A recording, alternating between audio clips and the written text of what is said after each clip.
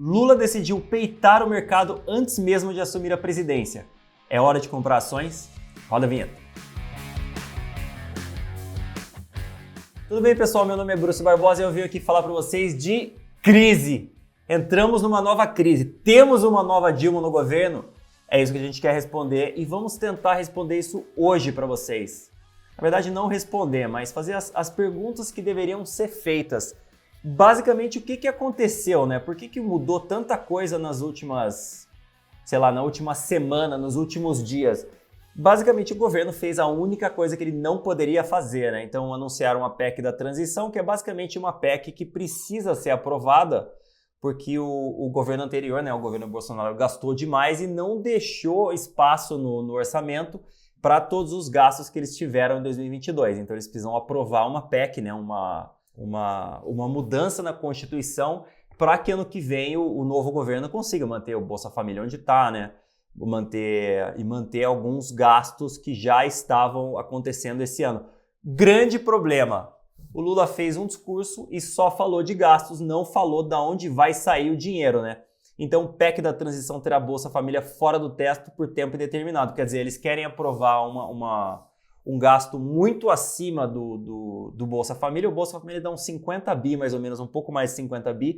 Eles querem aprovação de 175 bi e já colocaram um caminhão de coisas lá dentro, né? E você sabe como funciona o Congresso, né? Se o Executivo quer aprovar 175 bi de orçamento, né, acima do teto, claro que o Congresso vai lá e vai colocar mais 234 bi em proposta de emendas, né? Se o Executivo vai gastar, o Congresso vai gastar junto. É óbvio, cada um vai colocar lá o seu jabutizinho na proposta. E aí, quando todo mundo começa a gastar demais, o Brasil começa a gastar demais. E o Mansueto fez um tweet agora recentemente.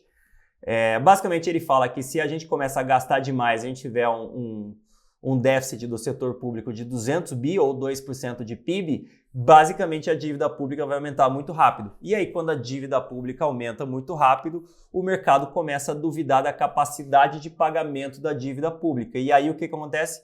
Os juros sobem. Então, os juros que já estavam, digamos, caindo um pouco, né? Eles atingiram a máxima lá em julho e começaram a cair. Por que eles estavam caindo? Porque eles imaginavam que os governos iriam gastar menos, né, ou pelo menos ter alguma responsabilidade, e seguir o teto. Eles imaginavam que o CDI poderia cair, a inflação já tinha começado a cair também. Eles imaginavam que o CDI poderia cair, então os juros futuros, né, o juro lá na frente também cairia. Mas o que aconteceu? O Lula veio prometendo um monte de gastos sem prometer nenhuma economia, né? Basicamente ele falou, cara, vamos arrebentar a boca do balão, temos que gastar no social, mas não vamos tirar esse gasto de nenhum outro lugar. E seria muito simples ele falar alguma coisa que o mercado gostasse, né? Era só ele falar, cara, a gente tem a dívida com o social, mas a gente vai economizar em outros lugares para gastar no social. O mercado ia falar, cara, firmeza. Você foi eleito justamente pelo seu foco no social, então tá tudo bem. Você só não pode gastar mais, né? Você economiza de um lado e gasta do outro, não tem problema. Mas não foi isso que ele falou. Ele falou só em gastar, o mercado puxou os juros para cima e, claro, a nossa maravilhosa bolsa também caiu, né? Com os juros subindo, a bolsa começa a negociar num múltiplo menor, a bolsa contrai múltiplos. Então, assim, o que acontece com os juros subindo, né? Basicamente, a bolsa pode subir com os juros super lá em cima? Pode. A bolsa pode subir com os juros lá em cima, como foi no primeiro governo do Lula, no segundo, né? Acho que nos governos Dilma a bolsa nem começou a subir, ela já estava meio de lado ou meio caindo. Mas nos primeiros governos Lula, a gente teve os juros lá em cima e a bolsa subindo. O que aconteceu? Basicamente, o juro sobe, a bolsa começa a negociar num múltiplo mais baixo. A mesma coisa que está acontecendo nos Estados Unidos agora, né? Eles estão subindo os juros e o múltiplo da bolsa, né? O preço-lucro, o EV/EBITDA, que funciona da mesma forma que funciona o metro quadrado do seu apartamento, né? Então, quanto menor, melhor. E começa a negociar um pouco abaixo. Quer dizer, quando o metro quadrado cai um pouquinho do seu apartamento, o preço do seu apartamento cai, a mesma coisa na bolsa. Quando a bolsa começa a negociar com EV/EBITDA menor ou com um preço-lucro menor, as ações também negociam num preço menor. E é justamente isso que está acontecendo. O mercado está olhando para os juros futuros, olhando para um juro mais alto por mais tempo no Brasil, está batendo na bolsa, fazendo a bolsa cair, justamente porque ele fala, cara, se o juro for tão alto assim, a bolsa precisa negociar num múltiplo menor. Agora, Depois que ela ajustar, ela pode subir? Pode, ou ela pode cair, dependendo do resultado das empresas. Mas o fato é, com os juros subindo, e a gente viu isso de julho a dezembro de 2021 aqui na Bolsa do Brasil, e a gente está vendo esse ano também na Bolsa Americana, exatamente isso está acontecendo. As bolsas negociavam num múltiplo mais alto, negociavam num preço mais alto, os juros subiram, as bolsas começaram a negociar num múltiplo mais baixo, num preço por metro quadrado mais baixo, então as ações caíram tanto nos Estados Unidos como no Brasil. E o que está acontecendo, né? Muita gente fala muita coisa, não, veja bem, o Lula está só testando o mercado. Na verdade, ele não quer fazer isso não, ele está só dando uma olhada no que vai acontecer. Ou então o Lula está negociando politicamente, ele não pode ficar no colo do Centrão, então ele precisa negociar já para ele tirar todos esses gastos do teto, para ele não ter que negociar de novo.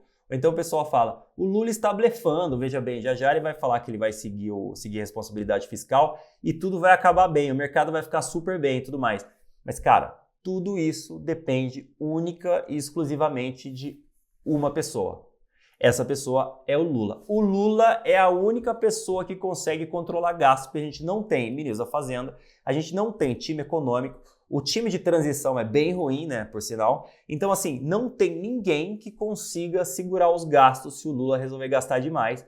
Então, assim, vocês percebem que todos os argumentos estão baseados no que o Lula quer fazer. Agora, eu te pergunto, o que o Lula quer fazer? Comente aqui embaixo. Então, o que está acontecendo? Até o Fundo Verde fez uma declaração, né, deu uma entrevista falando que é uma espécie de la garantia soy yo. Basicamente, o Lula falando, pessoal, la garantia soy yo. Eu tive um bom governo lá no Lula 1, Lula 2 e vou repetir exatamente a mesma coisa, mas quando ele assumiu lá no Lula 1, Lula 2, ele gastou mais sim, mas o PIB também andou muito bem.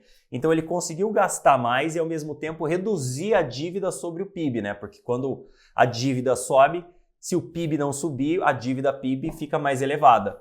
Então, sim, pode ser que aconteça a mesma coisa que aconteceu no Lula 1, mas ele precisa que o PIB suba. Então, assim, a gente primeiro precisa confiar no Lula. Segundo, o PIB precisa subir antes da dívida subir, senão a dívida sobre PIB, né, ou a capacidade de pagamento do nosso governo, entra em trajetória catastrófica. A gente pode acontecer a mesma coisa que aconteceu lá entre 2014 e 2016, vocês lembram muito bem o que aconteceu lá, né? Uma Dilma. Quer dizer, o governo gastou demais, os juros foi para a lua, o governo teve problemas em pagar a dívida, o mercado duvidou muito do governo conseguir pagar a dívida, a economia entrou no buraco, entramos em dominância fiscal, quer dizer, ninguém queria investir no Brasil porque o juro estava lá em cima e todo mundo duvidava da capacidade de pagamento do governo, né, que o governo iria conseguir pagar a sua dívida, e a gente teve a pior crise da história do Brasil, que foi justamente a crise do governo Dilma. Então agora a grande questão do mercado é, o Lula 3 é uma nova Dilma?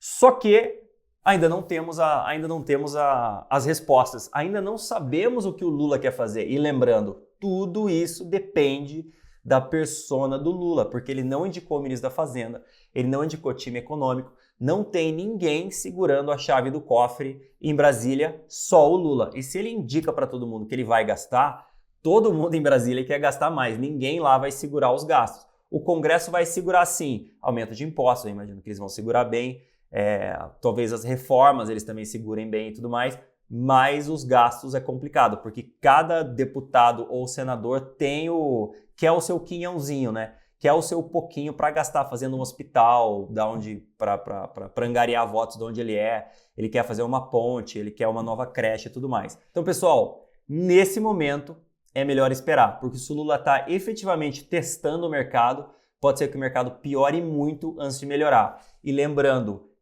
quanto mais o mercado piorar, melhor vai ser a sinalização para o governo que eles não podem gastar demais, então melhor vai ser a longo prazo. Então a nossa torcida o mercado piora muito, dá uma sinalização muito boa, entre aspas, para o governo, falando, cara, se você for gastar demais, eu vou piorar muito rápido, porque eu já vi isso acontecendo no governo Dilma, então agora é melhor esperar. Então, para acompanhar todas essas reviravoltas de Brasília, nos acompanhe na nossa newsletter diária que a gente comenta exatamente sobre esse tipo de coisa, ótimas ações para você comprar, quando comprar e tudo mais. É isso aí, um grande abraço.